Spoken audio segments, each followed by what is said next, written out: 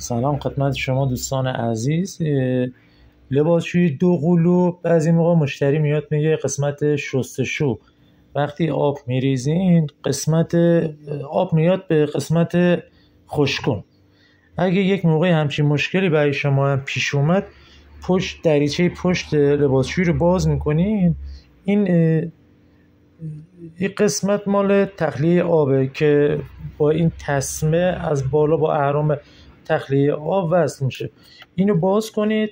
حالت پیچیه، حالا بعضی مدل‌ها اصلا پیش داره، این خودش رزوه داره. داخل این احتمالا یه چیزی گیر کرده، یا آشغالی سکه‌ای چیزی گیر کرده که نمیذاره این لاستیک جلوی آب قسمت شستشو رو کامل ببنده.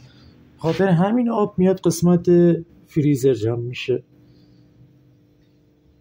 این دور این باید بیاد یک انگشت جا کنین. الان ملاحظه کنین یک سکه گیر کرده، به خاطر همین نمیذاره که لاستیک کامل بشینه سر جاش.